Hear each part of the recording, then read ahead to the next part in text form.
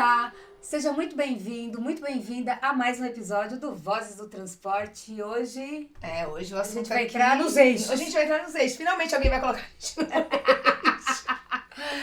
Pois é, a gente vai falar sobre esse tema, né? Que Sim. é importante porque... Também. Mudou bastante, né? Com essas novas demandas, enfim. Exatamente. E quem vai falar com a gente é o representante da indústria de eixos, que domina o mercado de eixos, que é o Kleber Assante, que é gerente comercial, não, gerente geral e diretor comercial e de marketing da CDBS, que é a Cummins. Isso. E divisão de eixos, você responde pela divisão de eixos, Sim, pela isso, divisão né? de eixos. Seja muito bem-vindo. Muito obrigado. Obrigada aí pela participação, pelo seu tempo. Não, obrigado, prazer estar aqui com vocês. Vamos ter um ótimo bate-papo. Vamos. Kleber, eu acho que a gente podia começar você situando um pouquinho, né? Como que tá a empresa posicionada, porque é uma empresa global, no mundo e também Brasil. Como que tá esse mercado? Fala um pouquinho aqui pra gente. A Cummins, com a aquisição, né, da antiga Meritor, né, ela acabou sendo uma empresa hoje muito forte globalmente. Quando a gente pensa em powertrain, né, ou seja, geração de força, a Cummins já tinha uma liderança muito forte pelos motores. E hoje a gente não só tem essa parte de geração de força, como a transmissão de força. Então, você sai do motor até a roda, existe solução na Cummins. Né? O que a Meritor fez foi agregar essa parte realmente, né, para chegar até a roda.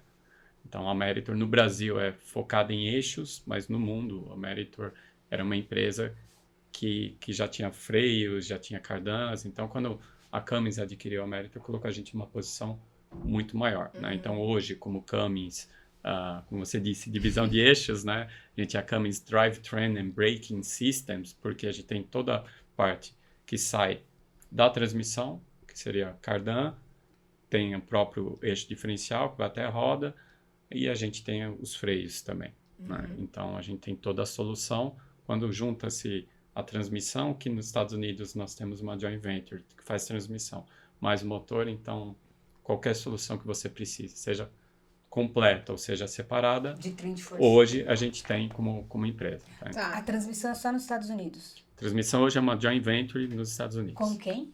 É com a Eaton.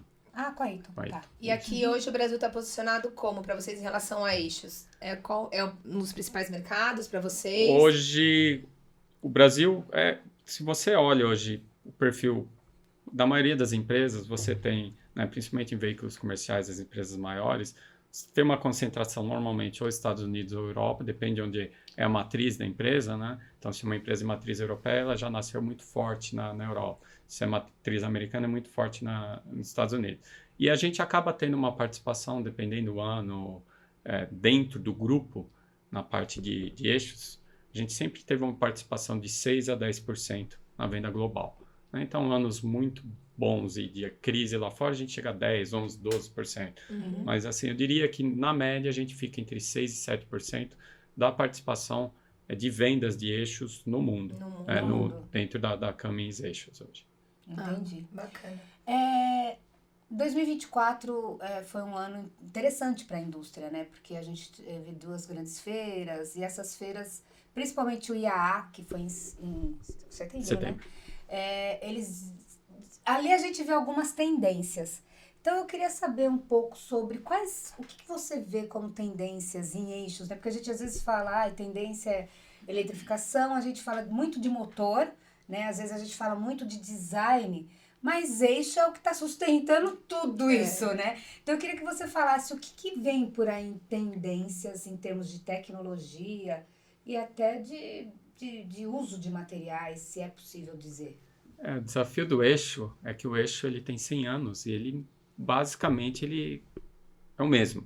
Né? Então, você tem evolução, claro, materiais, eficiência, né? Então, quando a gente fala como que pode evoluir o eixo, na nossa cabeça, 8, 10 anos atrás, era fazer um eixo elétrico. Né? Então, a gente partiu para isso. Então, quando se fala de inovação, vamos partir para uma inovação radical, que vamos para o eixo elétrico.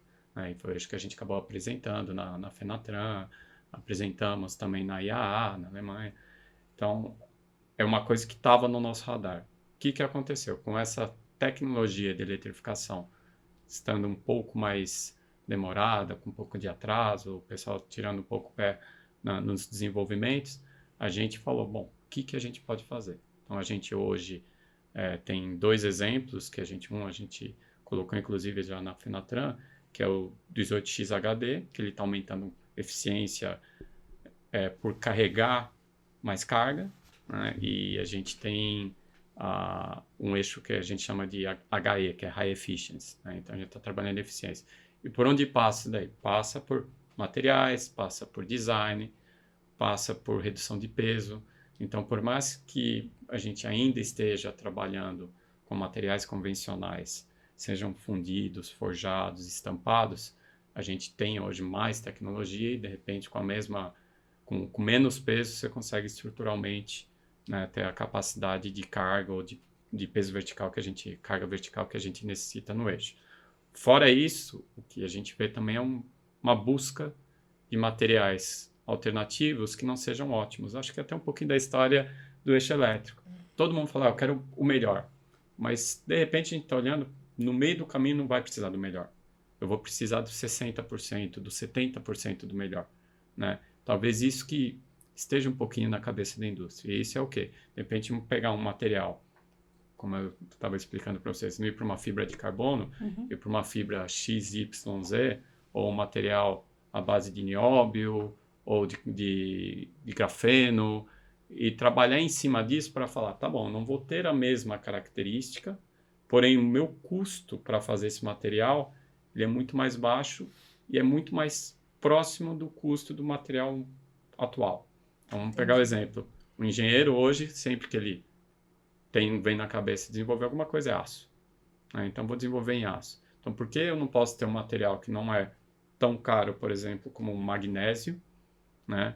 E que seja difícil de usinar? Eu vou achar um material que eu vou desenvolver que não está desenvolvido, talvez usando resina, usando esses materiais de manufatura aditiva, né? Que é impressão 3D. Eu posso, de repente, desenvolver um novo material com alguma característica, com um custo mais acessível, que ele não vai ter a mesma característica, o melhor material que tem. Mas eu vou ter um custo melhor e, com isso, vai ter a questão do payback.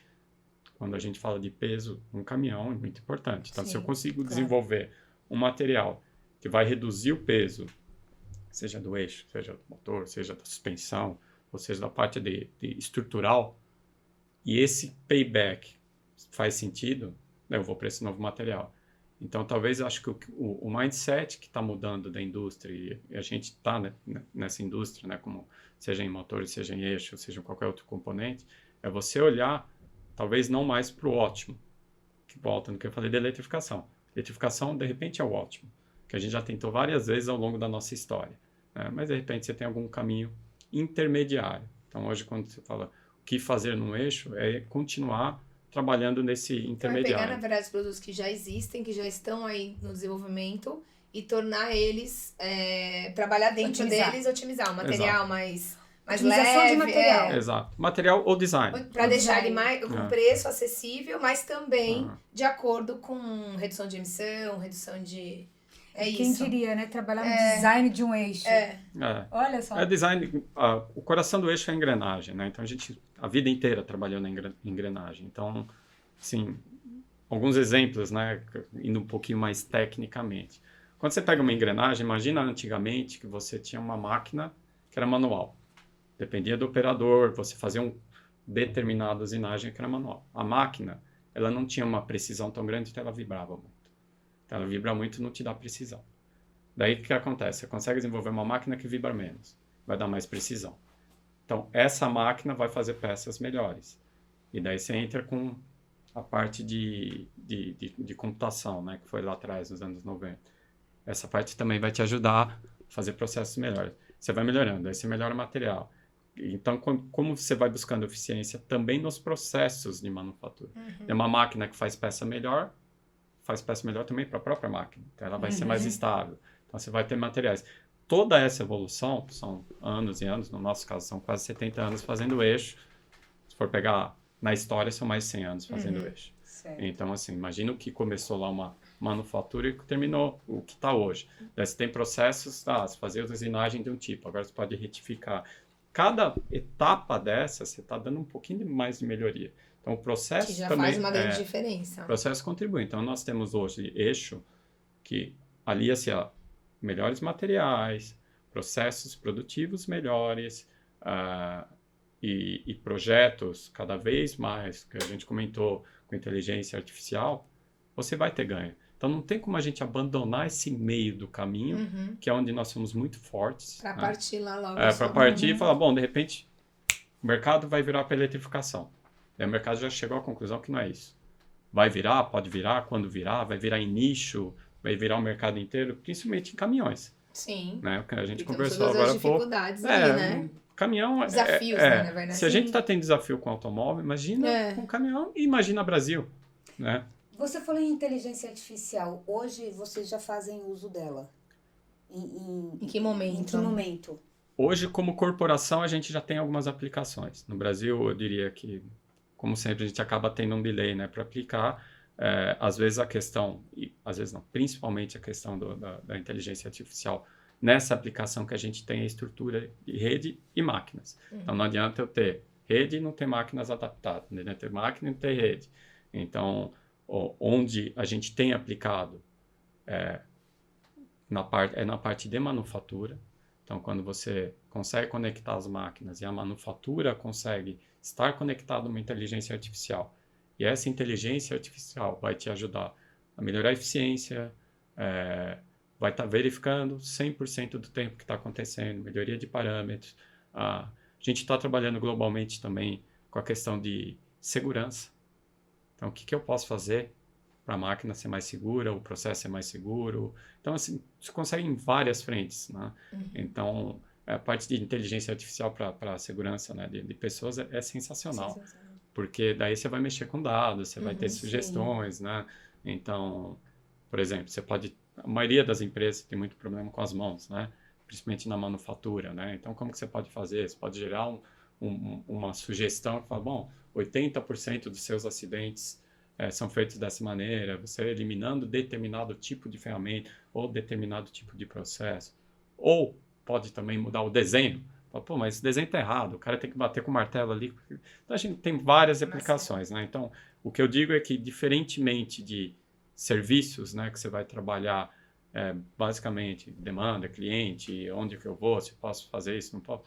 A manufatura ela é muito rica para você ter uma inteligência artificial. Tem vários pontos que ela pode agir. Exatamente. Né? Então, para a gente, eu acho que vai ser, está sendo e vai continuar sendo assim, um aliado, né? Um aliado muito grande que talvez a gente possa até chegar à conclusão que, junto com uma manufatura e uma engenharia, o que nunca as áreas conseguiram chegar a um consenso e chegar no melhor, por algum motivo, de repente você vai ter uma... Ela vai entrar no meio, ela vai consolidar tudo e ela vai falar, dar poxa... uma opinião mais certeira. Mais certeira e talvez até mais independente. Sim. Porque hoje a gente é cheio de viés. Na verdade. Então, o engenheiro, ele quer o viés do melhor. O cara da manufatura, ele quer o processo melhor. O pessoal no meio de vendas, eu quero o melhor custo. Né? Então, a gente olha e fala, bom, como que vai ser isso? Né? Então, hoje a gente tem um pouquinho também na parte de serviço, tudo isso vai, né? A gente trabalha, teve até o Antônio que ele falou um pouquinho disso, né?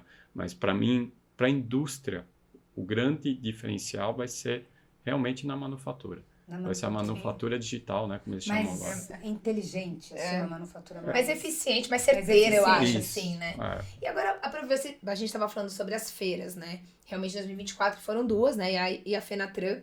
E você colocou aqui um ponto sobre a eletrificação, mas também dos produtos já existentes. Você percebeu essa demanda também de quem visitou ali, tanto o stand aqui no Brasil, como ali na Alemanha? Você percebeu essa tendência por parte dos clientes ali, de buscar também outras alternativas para poder chegar a menos custo e também acompanhar a tendência de emissões? Na Alemanha eu tive na IA e logo em seguida, né, a gente aqui na Fenatran. Eu diria assim, a diferença é um pouco a dimensão, né? Porque como são empresas globais, então tudo que se faz, a tendência é a mesma. Para mim foi uma surpresa alguns clientes continuarem insistindo forte na eletrificação para caminhão. Aqui no Brasil. Tá. Então, lá você vê bastante, ainda continua vendo muita eletrificação, mas né? você vê um pouquinho de tendência de outros meios. Então, hidrogênio, fala-se de gás O natural. diesel voltou, teve O montadora diesel, que falou que híbrido, né? Então, tudo aquilo que, se fosse na última IAA, era, né, o apocalipse do diesel, né? Isso mesmo. Nessa IAA não, falou, opa, o peraí. diesel voltou. O diesel voltou. Ele ainda é importante. Continua, todas as empresas, inclusive a Cummins, continuam com as suas tendências. A gente tem o Destination Zero, né? Que continua forte. Nenhuma empresa mudou o plano. É porque não tem como voltar atrás sobre isso, né? Na verdade. Teria, né? Teria, mas aí vamos pensar como planeta. Sim. Né? Como planeta, Sim. como empresa, como pessoa física ou jurídica, né? A gente está num caminho literalmente sem volta. A gente precisa fazer algo. Então, assim, não é qualquer coisa que vai fazer a gente mudar, né? Então, é uma responsabilidade que nós temos como pessoas, como empresas, de manter. Então, acho que isso está mantido. A diferença é que o caminho estava muito mais tendendo aí para o elétrico. E o que eu vi de diferente, por exemplo, na IAA foi isso. Diversificou. O Brasil já é diversificado, né? Então, o Brasil tem muita opção. Então, você tem biodiesel, etanol. Daí, agora estão trabalhando no etanol para geração de hidrogênio. Então, assim, tem muita alternativa. Então, a gente pega no agro. Hoje, o agro ele é muito forte já em empresas que estão trabalhando na economia circular. O cara, ele gera o biodiesel, ele já está fazendo todo o maquinário dele de biodiesel, ele aproveita tudo, ele aproveita o cara cana-de-açúcar, ele aproveita 100% o bagaço, queima, faz biodiesel, tudo. Então, assim, a gente tem isso meio que já no nosso DNA. A gente tem uma plataforma de geração de energia muito limpa e muita alternativa. O que não pode acontecer, que era até aí é bem pessoal que eu pensava, era, poxa, o mundo inteiro virou para elétrico. Daí você perde escala se você não vai junto com o mundo. Então, o que acontece? Que não é muito diferente de tudo que aconteceu na nossa vida automotiva aqui. Chega a determinado momento, seja em caminhões ou automóveis, porque mudou todo mundo para injeção eletrônica. Eu não vou ficar sozinho no mundo com carburador. Tem que virar. Então, assim, tem características, tem o etanol, que graças a Deus foi uma iniciativa nossa que deu certo, mas não tem jeito. Se o mundo virasse 100% para bateria, a gente ia ter que virar. Não, e seja para você ter o produto, não que necessariamente vá... Porque fica muito difícil você, com o mercado de 3 milhões aí de veículos, você sustentar uma coisa diferente do resto do mundo com... Falando ao contrário, milhões e milhões, Então fica difícil. Então acaba sendo uma boa notícia que o mercado olhou e falou, bom, não acho que seja 100% mais bateria, né? Mas tem alternativas. E daí a gente começa a brincar num terreno que a gente pode até competir. Então acho que o desafio nosso como indústria vai ser esse. Vai ser como que a gente consegue competir. E a Fenatran, ligando essa pergunta para não ficar sem resposta, trouxe um pouquinho disso também. O pessoal está olhando, o pessoal está falando de como a gente pode mudar. A gente tem algumas empresas que estão trabalhando muito na parte de inovação, empresas nacionais, o que é bom para a gente, né? Quando a gente olha grupos como a Cummins, grupo internacional, que já tem isso no DNA, que trabalha em inovação o tempo inteiro, que tem já uma projeção global muito grande. Mas quando você olha grupos brasileiros com esse mindset, daí acho que dá um pouquinho mais de esperança para a gente. É isso que a gente viu. Empresas brasileiras trabalhando em inovação. Acho que esse que é o rico dessa feira foi isso. Foi muitas empresas falando de inovação, que não necessariamente são só as globais ou as montadoras, mas falando como que eu posso, o que eu posso fazer de diferente. Como seja materiais, seja alguma coisa auxiliar. Porque eu acho que a grande coisa que a gente pode colher, acho que do dia a dia, isso são as parcerias. Então, a gente está falando agora há pouco também das parcerias. E não só parcerias entre empresas, mas também parcerias de países. O pessoal está falando hoje muito de China. Então, quando você pensa em China, a China tem uma tecnologia enorme. Então, talvez, por que não? Em algum tipo de coisa, eu me aliar numa empresa ou um parceiro chinês, ou um japonês. Acelera, né? Você acelera todo o processo. E vice-versa. Né? Talvez ele queira vir para o Brasil, ele precisa de alguém para ajudar. Então, o mundo deu uma distanciada, né? A gente viu que está correndo para o lado. Talvez, em algum momento, a gente tenha que começar a colaborar de novo. Todo mundo está nesse barco incerto, né? Todo mundo sabe o que tem que ser feito, a lição de casa, aonde tem que chegar, mas ninguém entendeu ainda como vai chegar até ali, né? Então, você vai ter, no caso de cada país também vai ser diferente. Então, está todo mundo meio que remando, sem saber direito como vai fazer. Então, acho que essas alianças são importantes Porque vão ser trocas, né? E vai acelerar o processo de todo mundo, na verdade. E como você bem disse, né? O dinheiro tá acabando. Né? O dinheiro do mundo tá acabando. E aí, eu queria saber, além dessas parcerias, a gente vê que também a indústria, ela tá enxugando um pouco, né? A manufatura, a questão de parcerias para desenvolvimento, porque sozinha às vezes não tem condições de bancar. Nesse sentido, eu vejo também que pode existir um caminho aí no futuro próximo de hoje grandes fabricantes deixarem de ser fabricantes para se tornarem montadoras. Pode acontecer, isso pode acontecer ao longo dos anos aí. Então, uma fabricante hoje que produz o seu trem de força eixo, de repente... decidir que não vai... E aí eu queria saber como que a Camis está preparada, né? Porque eu acho que é um processo que muito vai em linha com essa questão de uma economia enxuta aí de desenvolvimento. Como vocês se preparam? A gente tem visto, a gente fala, não é nem questão de enxugar, né? O que as empresas estão fazendo hoje é escolhendo melhor os projetos, né? Ou escolhendo as batalhas. Isso. Exatamente. Pronto, colocou porque bem. assim, em algum momento você começou a tirar para todo lado, falou, bom, eu vou desenvolver esse, aquele, e vou estar preparado para tudo. Em algum momento, né, o mercado realmente ficou um pouco mais difícil, e o mundo hoje olhou e falou, opa, peraí, eu tenho que voltar um pouquinho minha cabeça para minha produção atual, né, do que eu faço melhor, e continuar olhando para o futuro, mas com algumas coisas mais certas, né? Então, isso você vê em todo o mercado, no mercado automotivo, seja em automóveis, mas muito mais forte no nosso de veículos comerciais. O pessoal olhou e falou, bom, tem que focar.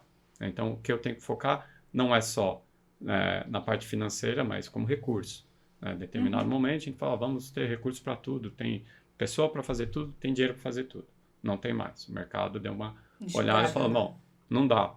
Esse ritmo que a gente estava não dá. Meio que foi um sonho de uma noite de verão que o mundo ia virar elétrico no dia seguinte, né? Então, a gente está revendo. E a gente vai continuar revendo. Do jeito que está esse mundo, cada 6 meses a gente vai ter uma nova direção. Sim, porque até os investimentos são caros, né? Foram caros para o Euro 6, por exemplo. Essa mudança foi super cara. Em paralelo veio toda essa parte elétrica, que também é caro, né? A gente vai ter também, a gente não falou aqui, mas você vai ter toda a parte de autônomo também, né? Sim. Então, a gente vai chegar lá, vou te perguntar. Então, a gente tem muita coisa que está para acontecer. Como a gente se posiciona como empresa? Nós somos um grupo muito forte, né? Em todas as áreas que a gente atua. A gente é bem forte, tem representatividade e tem bom relacionamento com todos os clientes, né? Então, se em algum momento, algum cliente que não compra um eixo, não compra um motor, quiser conversar com a gente, nós estamos preparados, nós temos condição de investimento. Então, esse que é o posicionamento nosso. Bom, você tem uma empresa confiável, né, centenária. Pode te atender. Centenária em eixo, centenária em global, que é parceira de todos os clientes em determinados produtos, mas com todos os clientes, né, de caminhões no mundo. Então, a gente está disponível, tem capacidade de investimento, tem know-how e a gente pode suportar os clientes, né? Não acredito que isso seja uma tendência igual anos 80, vamos fazer reengenharia, vamos fazer outsourcing, vamos fazer insourcing. Eu não vejo isso como um movimento, vai ser muito mais individual.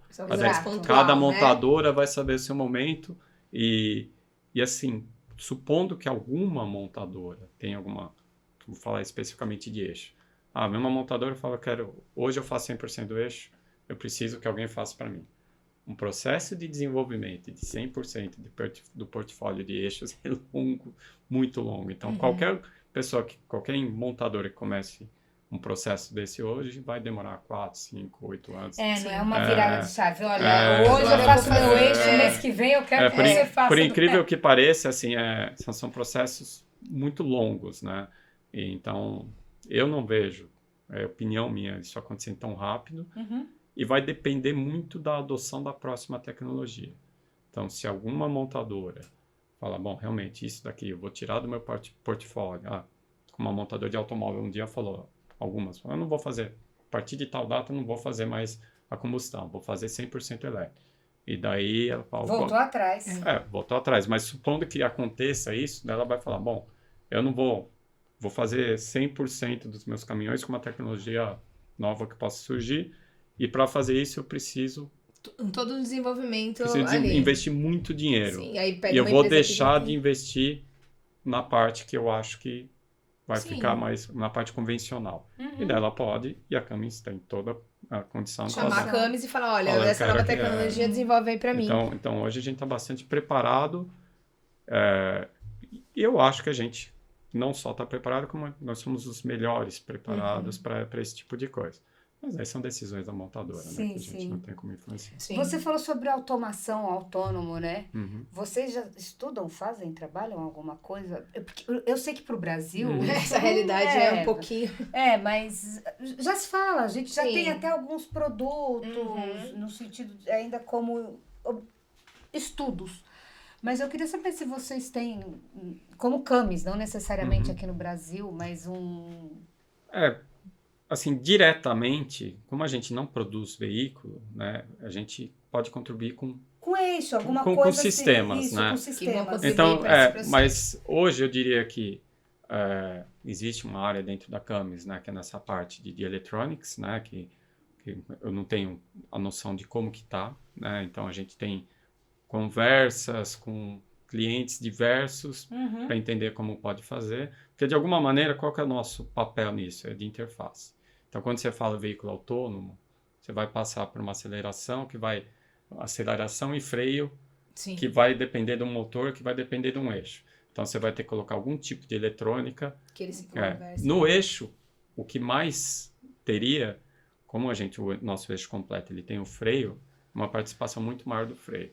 Então, quem pode contribuir muito mais para essa parte de veículo autônomo, no eixo, por incrível que pareça, é o freio. Né? Porque o eixo, quem comanda o que vai para o eixo, vai ser transmissão e motor.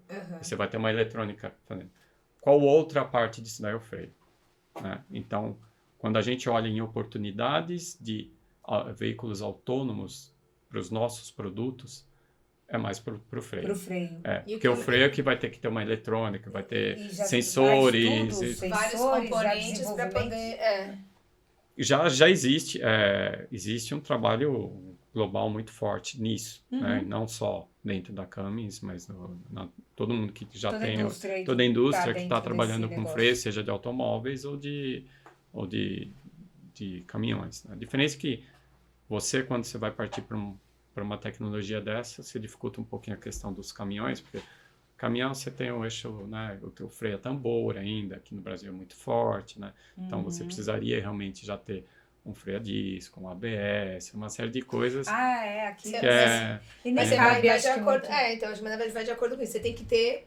E tem que estar preparado e ter esse Exatamente. desenvolvimento para se um dia... Não, vai acontecer. Essa- Isso daí vai acontecer. Sim. Mas por isso que para veículos, para automóveis é muito mais fácil. Porque você já tem 100% com ABS, freio a disco. Que já Então, assim, já tem uma tecnologia de freio muito mais robusta, né? Quando você vai para carreta, que é tudo freio a tambor, vamos ver, caminhões hoje em dia aqui no Brasil, né?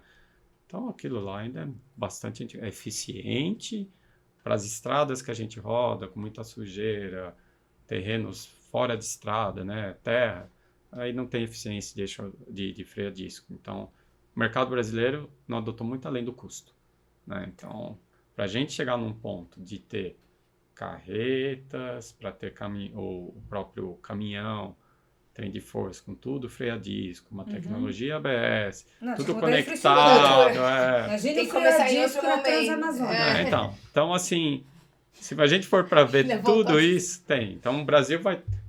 Lá fora também não tá. A gente sabe que a parte de veículo autônomo também tá bastante longe de ser confiável. Mas a gente já está hoje com essa parte de Olhando, inteligência né? artificial também, né? Vendo o que pode ser feito. E o que fizer nos automóveis vai se replicar para caminhões lá na frente. E, de novo, deve ter um pouquinho de atraso entre o que acontece em automóveis para o que vai acontecer em caminhões. Você falou desse delay que existe, né? Às vezes até do mercado europeu em relação ao Brasil, mas vocês na Fenatran apresentaram um eixo que foi lançado lá também, né? Meio quase simultaneamente no IAA e aqui. Então vocês veem que para Cummins, em termos de Dos clientes de vocês, né, que são as montadoras, elas estão... O delay que existe entre a empresa brasileira e a europeia, esse gap tá menor? É bem menor, mas aí depende muito da empresa, né?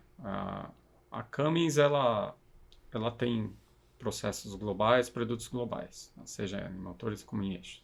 Então, hoje, um eixo que é lançado lá fora, eu tenho a oportunidade de trazer aqui.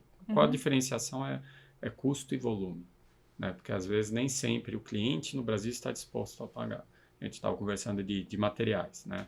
Então, eu posso ter um eixo tenho um eixo que tem uma eficiência muito alta, mas que foi lançado lá por uma demanda na Europa, e o custo era um pouco mais alto, que na Europa fez sentido. Esse custo alto, talvez no Brasil não tenha tanto sentido.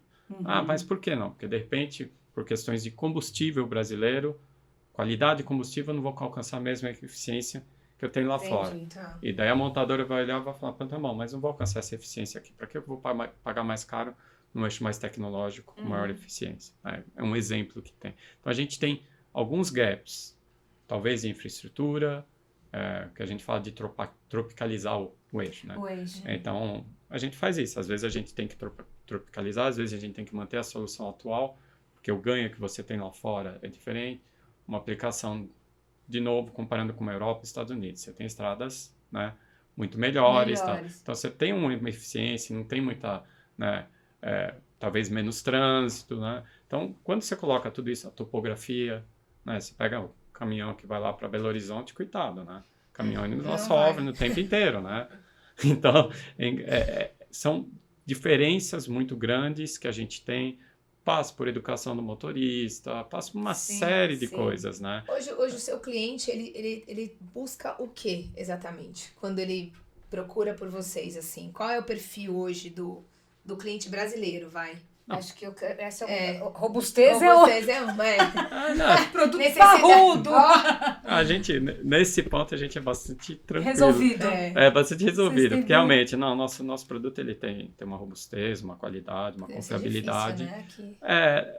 Essa parte é relativamente, vamos dizer, né, com muito esforço para chegar onde a gente chegou, mas a gente tem um nível que é muito reconhecido pelos clientes. Mas a busca hoje continua sendo eficiência, né? Porque todo o resto que é demandado pelos clientes é o básico. Então, quando você fala, eu tenho um produto de qualidade, né? Tenho um produto que não falha, tenho uma garantia que eu vou resolver os problemas, tem uma logística de entrega boa. Então, tudo isso faz parte, cada vez com mais demandas, né? Que a gente seja uma empresa eficiente, que a gente trabalhe com sustentabilidade. E isso, como empresa global, a gente faz tudo muito bem. Então, a gente brinca que tudo isso tinha um ex-chefe nosso que falava que era tudo página 1 do book. Do book, é verdade. Então isso é básico, tem que fazer. Então uma empresa que quer ser global, que quer estar nesse meio, que tem a história que a gente tem, já tem tudo isso. E o cliente olha para isso. E o cliente olha. Então o cliente, quando ele vem buscar um eixo, a gente tem conversa, todo novo cliente que aparece no Brasil, né? Então, vamos supor, que vem algum cliente chinês aqui para o Brasil, ele vai conversar com a gente, porque tem essa confiabilidade. Mas aí ele vai buscar, principalmente, mais que eficiência, é preço, né? Então, essa é uma preocupação que a gente sempre teve como empresa, sempre buscar o melhor na parte de custo para oferecer um preço bom para os clientes, e eficiência. Como eu disse, qual que é o grande desafio nosso? Que às vezes a eficiência que a gente tem num produto que é lançado lá fora, ela se perde por vários itens, talvez infraestrutura, combustível, perfil de estrada, ou o próprio caminhão que o cliente lançou, que ele teve uma tropicalização que não vai permitir que você tenha eficiência. Mas ele faz uma conta de diferente, né? Não olha só ali o valor e tá tudo bem. Ele faz uma conta do que ele vai conseguir, de repente ele até investe num valor, num eixo um pouco mais caro, mas que ele consegue fazer essa conta hoje, que antes talvez ele no primeiro momento não fizesse, vai direto no... Você tem a possibilidade também, dependendo do segmento, né? Sim. Então, você tem empresa de segmento premium, ela está disposta a ter uma eficiência maior, colocar um preço um pouco maior. O segmento premium seria o pesado. É um pesado premium, mas daí dentro do pesado você tem, nas empresas de entrada. Você tem mais de entrada e a própria posição da montadora, né? Tem a montadora que se posiciona de um jeito, outra no outro. Então, tem montadora que vai falar, eu quero me posicionar, independente do segmento, eu quero me posicionar mais na entrada, porque eu não quero competir com esse daqui que é mais premium, né? Então, isso acontece em todos os segmentos, né? Então, o que normalmente a gente enxerga é que a montadora que está... Vamos separar para não falar da montadora, mas vamos separar no segmento. Se você vai entrar num segmento de entrada, caminhão pequeno, você vai buscar custo. Então, quando a montadora vier conversar com a gente, ela vai buscar custo. Ela fala, mas eu tenho um eixo mais eficiente. Fala, não, mas eu quero preço. custo.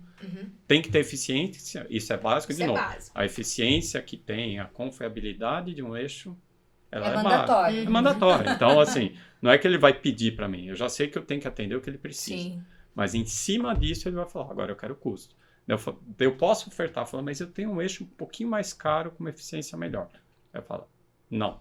Tá bom aquilo. Você vai me oferecer a mesma eficiência com o custo atual? Daí sim ele vai aceitar. E qual que é o nosso desafio? Tem sido esse. Então, como empresa, o meu desafio é o quê? É gerar um eixo com melhor eficiência com o mesmo custo do atual. Não é fácil. Em alguns momentos a gente conseguiu. A gente lançou, acho que na última Fenatran, um eixo que era uma evolução do eixo nosso. Então, a gente conseguiu, com o mesmo custo, até com menor custo, a gente conseguiu lançar um produto com uma eficiência melhor. Eu queria entender esse produto. Fala um pouco dele, como produto que vocês lançaram. Não. Esse Isso foi na passada, né? Foi na ano Mas eu passado. queria que você falasse desse. Então, desse a gente tem um eixo que a gente chama de 160, que a gente lançou ele como EVO, né, de Evolution.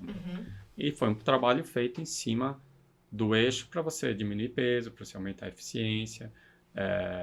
Então, para você ter uma eficiência também na parte até que a gente conversou um pouco de carga.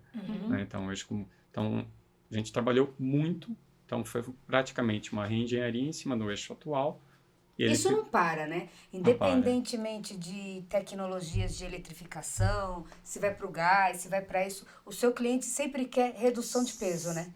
De peso, e quando a gente pensa acho que a maioria das coisas, mas principalmente em componentes metálicos, peso é dinheiro. Sim. Não importa se é alumínio, não importa se é aço, não importa se for não ferrosos também, tudo.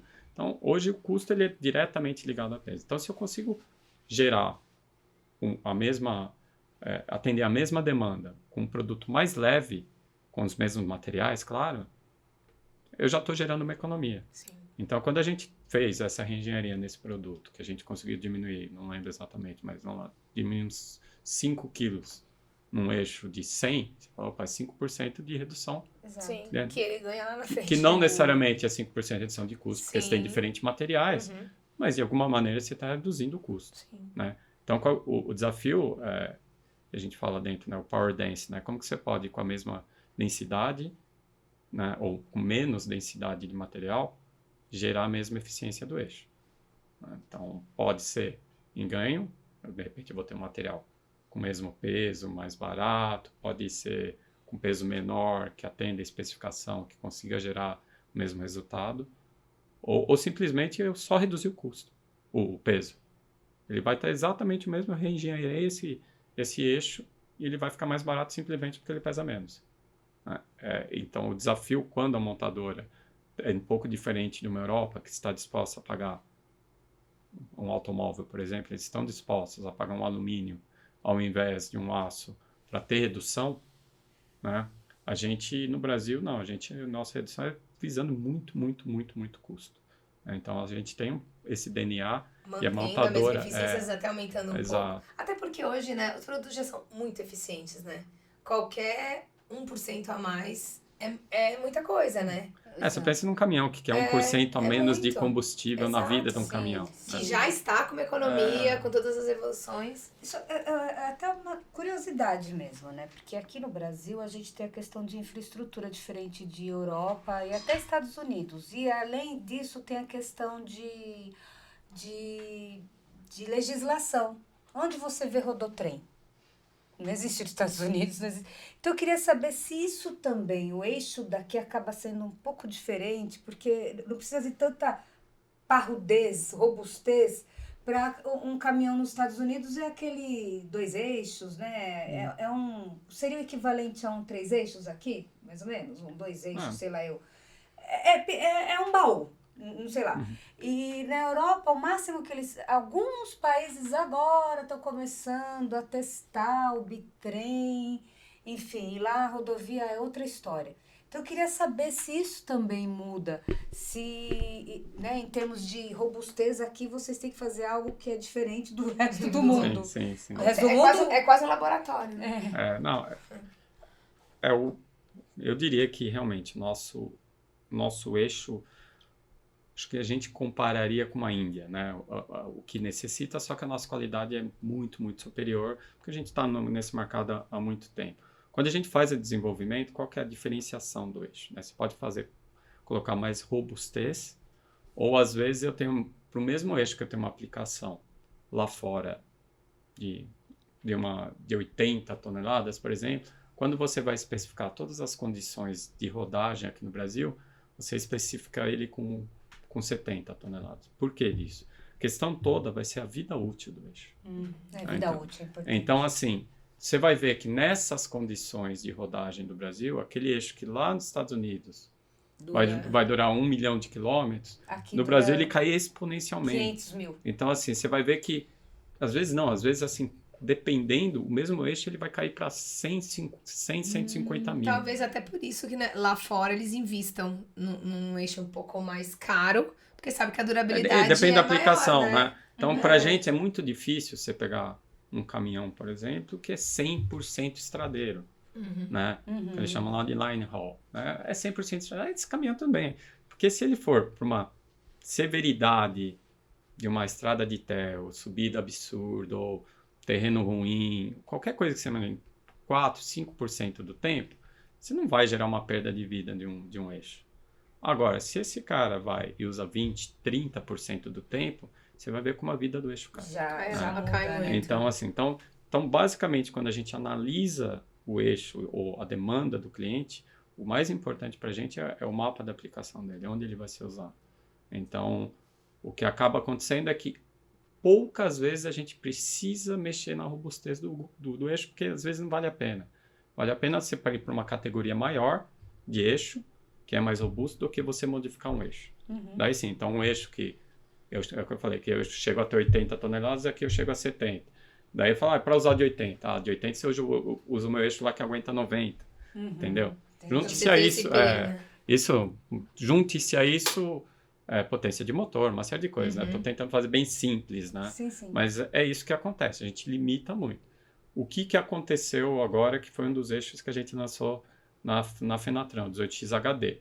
Teve a mudança da legislação, que você coloca um eixo mais na carreta, você pode tirar um eixo motriz, o mercado inteiro começou a voltar por 6x2 em vez de ser 4. Por causa do quarto eixo, né? Do implemento. Exatamente. O que aconteceu? De um dia para o outro, falaram, essa lei está aprovada. Ei. A montadora chega pra gente. Aí. A montadora chega pra gente e fala, gente, qual eixo que eu posso usar para essa aplicação? Fomos no mundo inteiro. Buscar. Não tem. Nossa. Vocês tiveram que desenvolver do zero aqui? Olha que curioso. É muito específico. E você sabe como que a gente chama isso? É a famosa jabuticaba. Eu ia falar, é a famosa criatividade brasileira. Jabuticaba mesmo, jabuticaba. E é curioso porque você sabe que está faltando caminhão 6x2 no mercado. Diz que, conversando com alguns fabricantes, tem caminhão 6x4, porque antes não tinha caminhão 6x4. Agora você tem caminhão 6x4 e 6x2 não tem. Tem montadora que é daqui 120 dias. E por causa do quarto eixo. Então, o que nós fizemos, nós desenvolvemos realmente do zero, só para o Brasil. Gente. Um eixo que tenha uma maior capacidade. E rápido, né? Porque esse negócio aconteceu vapt-vupt. O que a gente está fazendo? A gente fez tudo em paralelo, teste com a ajuda das montadoras, para a gente soltar esse eixo. Tá agilizando ali. Justamente por causa disso. Porque o eixo atual acaba acontecendo o que a gente falou. O eixo que a gente vendia na condição antiga, ele tem uma vida X. Quando você vai para uma aplicação, que basicamente é o quê? Você está colocando muito mais carga em um eixo só ao invés de dois. A solução é ficar com os dois. Não, mas daí inventaram uma solução que agora você vai ter um. Só. A vida dele vai diminuir. Não tem, mas, gente, não tem mágica aí, não tem mágica. Por mais que você queira, mas esse eixo, ele aguenta até X toneladas. É o que eu te falei. aguenta. Mas vai ter a vida útil de reduzida. Mas a vida vai... Então, assim, o que Qual você a quer? vantagem que você vai ganhar aí, Quanto né? você quer? Mas aí o mercado o mercado migrou para isso. Mas assim, foi uma surpresa, inclusive, para as montadoras, né? Porque de um dia para o outro, né, passaram. Então, agora eu queria saber, assim, o seu global lá, né? O seu chefe global. Deve olhar isso. Ele vê essa... Porque, né, quando a gente vê assim, a cultura do europeu, até do americano, não dá para improvisar. Não dá, buga. Então, eles dão uma bugada, assim. E o Brasil é muito improviso, né? Muda uma lei, não, tem que ser assim. Não existe um tempo. Um estudo, pode até ter um estudo, mas depois que ela é implantada... Já foi. E aí, como que ficou isso lá dentro? Eu acho que hoje em dia as empresas, né, todas, né, já conhecem um pouquinho e minha vida toda é automotiva, né? Então, eu lembro quando eu trabalhei na Volkswagen e eu lembro quando a gente estava lançando alguns carros e o alemão olhava e não entendia, né? Você falou, bugava, né? Então, assim, hoje em dia eles já conhecem que o mundo é diferente, né? Então, hoje em dia, quando ele fala de uma China, ele sabe que a China é um tipo de veículo, um tipo de configuração.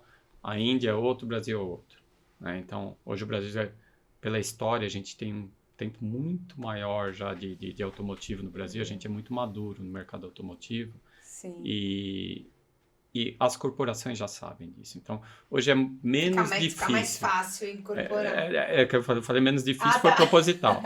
Por quê? Porque você precisa falar por que você vai desviar uma plataforma global para atender um mercado desse tamanho. Sim, nossa, é verdade. Desafio, hein? Mas aí, quando você entra na parte de legislação, daí você não tem questionamento. Tem que fazer. Porque não é uma tendência, tem que fazer, tem que cumprir a lei e acabou. Vamos dar um exemplo dos euros, mudança de emissão, Euro 5, Euro 6. Tem que fazer. Mas o Brasil vai fazer. O Brasil criou um Euro 5,5. Vai fazer Euro 5,5. E ao contrário, né? Porque na Europa que tem, né? O Euro 6, aí Euro 6 ponto alguma coisa, Euro 6... Nossa, é interessante. Mas qual a grande vantagem? A grande vantagem é que a gente tem essa capacidade de engenharia no Brasil, né? Então, nesse caso, foi 100% Brasil Quanto atuando. Tempo para tudo isso? Desde quando vocês apresentaram na Desde quando teve a legislação até chegar ao eixo. Então, não foi uma mudança, a gente conseguiu uma solução muito rápida, né? Então, a gente já tem um eixo hoje e tem um eixo que lá na Europa é um eixo desses que eu falei de alta eficiência, high efficiency. A gente conseguiu buscar uma solução híbrida. Então, eu vou ter uma parte desse eixo high efficiency e outra parte do eixo standard que já tinha aqui. Com isso, o projeto em si, ele foi relativamente rápido. Você pegou um pouco dos dois mundos. Que os engenheiros não me ouçam, foi meio Lego, né? Eu tô brincando, né? Não, com muita engenharia, mas foi. Você fala, a famosa tropicalização. Você já tinha as coisas envolvidas. Já tinha. A gente já tinha. Claro que existe adaptação, então não foi simplesmente, né, você pegar um miolo do diferencial e colocar lá. Você teve que reforçar algumas partes, teve que colocar um rolamento mais robusto. Então, claro, você leva em conta algumas coisas para fazer o quê? Que essa vida do eixo ela se prolongue nessa aplicação com mais carga. Então, a gente conseguiu fazer isso dentro, né, da aplicação com mais carga, do terreno brasileiro, blá, blá, blá, né? Então, a gente conseguiu fazer isso rapidamente. Então, de 3 a 6 meses, a gente já tinha uma proposta. Mas aí tem outro desafio. É você testar, validar e desenvolver. Ou desenvolver, porque assim, diferentemente de algumas coisas, é difícil você desenvolver um eixo que você não tenha peças definitivas, né? Então, você tem um desafio de um rolamento. Por exemplo, um rolamento novo. Você vai fazer um rolamento novo. Você faz um protótipo para ter alguma coisa, mas na hora de validar. Então, o processo nosso de reação no projeto foi rápido, mas daí você tem simplesmente tempo de desenvolvimento de manufatura. Quanto tempo, mais ou menos? Daí deu em torno de 1 ano. E no meio disso tudo você tem que testar, né? Se você tem uma falha no meio do caminho, você tem que voltar. E depois testar de novo. Então foi o que acabou acontecendo pra gente. A gente tinha uma configuração que a gente testou. 1 ano até que... Mas se você for pensar um diferencial completo, a gente vai falar 3 anos. Né? Então a gente teve esse atalho, vamos dizer assim, por quê? Porque a gente já tinha algumas coisas disponíveis, que é o que a gente sempre faz. Então você vai no portfólio mundial, você vai olhar que opção que você tem, engenharia faz, monta, faz simulações, monta tal. Então, hoje a gente tem essa facilidade por causa do Sim. software, né? Quando você apresentou esse eixo na Fenatran, o nome dele, perdão? 18x HD. 18X HD. Como o seu cliente, porque o seu cliente é a montadora, né? Enfim, mas eu acredito também que até os entusiastas foram no seu stand. Sim. Quais eram os comentários, as curiosidades, enfim? Você sabe que é muito interessante, porque a gente, até uns 8 anos atrás, a gente não ia na Fenatran, a gente participava de Automec. Em algum momento a gente achou importante estar lá e a gente acabou criando já essa cultura dentro da empresa que a gente vai ter sempre a Fenatran. Né? Então, o valor foi esse, porque o pessoal, por mais que conheça eixo e sabe, quando você pensa em eixo, vem sempre nosso eixo, né? O pessoal às vezes não tem essa noção. Mudou a legislação, eu preciso mudar o eixo. Então, quando o pessoal chegou lá e vinha perguntar pra gente, o pessoal, né, principalmente o pessoal que estava mais distante, o pessoal mais técnico do stand, eles explicavam, assim, é uma reação assim de surpresa das pessoas. Mas precisa mudar o eixo? Por quê? Né? Porque realmente o cara fala, bom, tá bom, você vai colocar mais carga lá, se eu posso colocar esse eixo. Então, assim, dos detalhes que a gente estava conversando agora há pouco, né? Seja na parte de tração ou de carga vertical, às vezes não vem na cabeça. O eixo é eixo. Eixo é eixo, exatamente. Aí você fala, mas mudou um rolamento, muda tanto? Muda.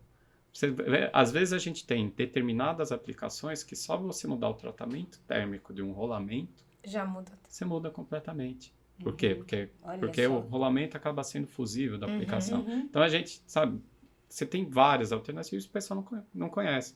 E para quem está rodando, vamos pegar o caminhoneiro, né, o consumidor final, né, ele quer que rode. Ele não quer ficar entrando em detalhes se o rolamento é cementado, se é tratamento térmico normal. Não, sabe, ele quer, quer que rode e quer que não quebre. Né? E para ele, às vezes, ele pode ficar bravo com a montadora, porque o eixo quebrou, não sei o quê, mas não está claro para ele por que quebrou o eixo ou porque o caminhão falhou. Né? Daí vai chegar à conclusão que a aplicação era errada. Não é isso que ele quer ouvir. Né? Então, quando ele vai lá para o nosso stand, olhou e falou, poxa, mas isso é... então precisa ter um eixo desse para essa aplicação? Precisa. Ele começa a ter uma visão mais... mais técnica e cria uma fidelidade também, né? Seja com a nossa marca, né? E agora com a mudança sendo Cummins, mas a pessoa vai lá e fala, nossa, né? Que preocupação. Não imaginava, a qualidade, né? Se for pensar como cliente final, até a pessoa olhar e falar, nossa, né? Quanta gente dedica tempo para fazer com que, né, eu rode seguro, né? Que eu não pare numa estrada à noite no meio do caminho, né? Tem que ter uma preocupação também. Eu tenho uma curiosidade técnica. No 6x4, né, acredito que assim, a robustez é até mais exigida, porque é um caminhão que, ele não sai, por exemplo, suspensão pneumática, né? A suspensão pneumática, ela vai para o 6x2, né? 4x2, caminhões que são rodoviários, mas andam, enfim, tiros talvez médios, curtos ou em boas estradas. Mas eu queria saber se, de alguma forma, caminhão com suspensão pneumática influencia na vida útil do eixo. Ou não necessariamente? É uma curiosidade que me veio Tem agora. algumas modificações que você precisa fazer no eixo, mas basicamente a diferença não vai ser no miolo do eixo, vai ser na carcaça. Né? Então, você pode ter alguma demanda diferenciada na estrutura do eixo, então você está falando de novo na carcaça, lembra que eu falei para vocês da carcaça? Porque a demanda da estrutura, torção, esse tipo de coisa que vai diferenciar o eixo, mas como o crítico do eixo, né, as partes de desgaste do eixo são as partes internas, então você não vai ter tanto problema. Entendi. Então. Muito obrigada, viu? Pena que acabou, né? Acabou mais ou menos, né? É verdade. Gente, porque eu sempre esqueço dessa última pergunta. Eu acho tão legal depois. A mais legal é que... É pra que é suspense, né? É que ele tá esperando. Eu achei até que você... Bom. Não, na verdade, a gente quer saber quem é o Kleber. Quando não está à frente ali, como executivo ali da parte de eixos da Cummins. Posso perguntar para ela se eu posso falar? Não? Bom! gente, temos pra aqui vocês uma entenderem, assessora, que é A brava. Ju, ela é brava, mas ela é legal. Ela é legal. Ela é legal, mas é Ah, brava. vamos mostrar a Ju? Vamos. Porque hoje é aniversário dela. Vem cá, Ju. Ah. Vem cá. Acho que Hoje é é Ju. aniversário da Ju. A gente fala que a pessoa é brava e não traz a Ju. Exato, a gente Como assim? mostra aqui, olha que moça linda, a Ju. Parabéns, viu, Ju? Feliz aniversário. Agora, Exatamente. responde aqui se É, não pode ele pode falar com ele. Os hobbies, como que ele Ele vai desestressa. surpreender você. Sério? É? certeza. Ah, então então bora vamos lá, lá. Kleber. Bom. Conta pra gente. Hobby, eu gosto de correr. Então, é onde mais me desestressa. Tirar. É, corro, Dani também. É uma É, eu corredora. também. eu gosto, uma vez por ano eu vou, enquanto tiver joelho, eu faço maratona uma vez por Ah, que ano. legal. Então, Bem legal. mas não sou viciado de... É na São Sim. Silvestre? Ou- Não, Não, eu faço maratona. Normalmente eu faço aqui em São Paulo, uma vez eu fiz na Argentina. Eu quero Que ver se eu legal. consigo um dia me programar para York. fazer Nova York, Nossa. Chicago. Ah, que Muito legal. Londres. Isso é legal. Mas ainda não consegui me programar. Mas é o que eu quero fazer, né? São as majors, né? Pelo menos fazer umas 2, 3 das majors. Que daí faz É, com que você treine também, né? Tenha todo aquele processo. É que o treino para mim, eu corro sempre, eu já Uhum. faz tanto tempo que eu corro que eu já tenho aquela fase que quando eu não corro eu me sinto mal. É Fazendo alguma coisa engraçado, é errada, bom. né? Então sou meio já viciado. Faltou alguma coisa, né? Sou viciado. Hoje eu corro 20, 30 quilômetros por semana. Aqui, se você quer levar por dia. Eu ia falar, cara. Fala, Não, gente, é outro nível aqui. Não tenho nem tempo, nem consigo arrumar tempo. Porque eu falei, você tem que fazer Sim. musculação, né? Desde que eu comecei a treinar, a correr. Você começa a treinar, joelho. Mas é legal a musculação pra É. dar uma Mas por isso, fortalecida até no O joelho, corpo vai te né? falando, né? Então O eu corpo- gosto, então por conta da corrida eu faço musculação, mas também gosto. Então assim, meu momento de desestressar 100% é a corrida. Atividade física. É onde eu fico sozinho e eu gosto, Corre ouvindo alguma coisa ou... um rock sempre, né? Ah, que legal. Ah, Eu também consigo só malhar ouvindo. o meu, e eu faço, é uma das coisas melhores e eu gosto de fazer sozinho, então eu não gosto de grupo, de É corrida. ruim, não. né? Eu acho ruim Eu tenho também meu correr com alguém, pace, assim. tenho meu pace, assim, Acaba atrapalhando às vezes. pra mim atrapalha Eu também 100%. acho. Então, eu moro no ABC também, então eu gosto muito de correr na Estrada Velha. Ah, que é- Ai, Eu vou muito pra lá, legal, que é ali. maravilhoso. É linda, né? Não, além do visual, que é maravilhoso. Então, pra mim, ali, eu vou lá, às vezes, cedinho, 6:30 da manhã, não importa se tá sol, se tá névoa, se tá garoa, eu vou pra lá, é aquele momento, assim, né? Então, pra mim, é isso, com a musculação. Então, individualmente, tem esse e tem a moto. Eu tenho uma moto, então eu gosto também de sair. Fazer viagens, assim. Não, uma viagem Não? curta, bate e volta com Ai, que amigos, legal. ou às Porque em vezes São sozinho. Paulo, essas estradeiras, motos... Eu faço isso sozinho. E a família, né? Daí eu gosto de ir pro interior, eu vou muito em bares de rock, né? Então eu adoro rock, então eu vou muito... Todos os bares de São Curtindo os Paulo bares. de rock, Stones, Morrison, vou no Charles Edwards, bar de velho. Ai, né? mas é muito legal. Eu gosto de ir lá. Eu gosto É também. muito bom. É sensacional, adoro. É uma delícia. Então eu vou em todo o circuito, conheço todas as bandas que tocam, então eu já tenho, se vocês precisarem, indicação é onde eu vou. Com a minha Oba! esposa, a gente Que é legal. muito mais de bar do que restaurante, né? Sim. Então são Que é os gostoso, momentos né? assim. Senta aí, dá uma Então, desestressada. eu gosto bastante de esporte, mas aí você vai ficando mais vai limitando. Então Sim. eu acabei ficando mais no... Você equilibra os pratos. É isso aí. Uma cervejinha e uma corridinha. Uma corridinha, um quitutinho. Vocês sabem que eu tenho... Eu falo, né? O pessoal fala assim, pra que você corre? Só pra beber. Nossa, é o meu discurso. Pra comer, sem culpa. Você sabe que eu sempre Não, falo. mas eu falo, é treino pré-pago. Às vezes chega Isso. domingo de manhã, Boa. eu corro, daí tem um almoço, tá bom, um vinho, É. toma Sem uma culpa, cerveja, sem né? culpa. Exato. É porque chega Zero. uma hora na vida que não, você tem que fazer Tem. escolhas. Escolhas, né? Aí você tem que equilibrar os Exato. pratos. Então é assim. Não dá mais pra ter a vida louca, né? Não, mas eu Exatamente. consigo me distrair bem, acho que. E na rotina que a gente tem cada dia tá mais louca, né? Você E é precisa dar uma preciso, senão vira parada. uma panela de pressão, né? Sem a válvula. A gente Tem que junta-se ter. a isso, viagens, Sim. né? Acaba atrapalhando. É onde me atrapalha, por exemplo, nos treinos de maratona, né? Viagem é um negócio. Eu sempre levo meu tênis, né? Mas é ruim, muda a rotina. Mas eu consigo fazer. Eu planejo fazer 3 corridas, por exemplo, em uma semana fora, eu faço 1 ou 2, mas normalmente 1. Mas já fez, tá É. bom. Eu acredito que você até viaja a trabalho, Uhum, né? bastante. Por causa das demandas aí, você costuma também correr nesses... Sim. A Você coisa mais busca legal o que tem... lugar, Que o são lugares hotel. Eu tenho né? registrado todos os lugares aqui que eu Às corro, vezes vai né, no pra um lugar que tem aplicativo. uma praia, é gostoso. Por exemplo, na IAA eu corri lá em Hanover, tem um Ai, parque não, enorme nossa, ali, que maravilhoso. Ele propõe, né? A É, cidade é é. bem... Então eu boa, corri em hein, bom. Hanover, né? Você chega e fala, nossa, Que chique, chique. corri em Cara, Hanover, põe, ó, né? hoje em Hanover. Tá pago. Tá pago, Tá pago em treino Hanover. Muito bom, Kleber. Obrigada, Obrigada, viu, pelo Obrigado a papo, vocês. por ter trazido tantas informações Informação. boas aí.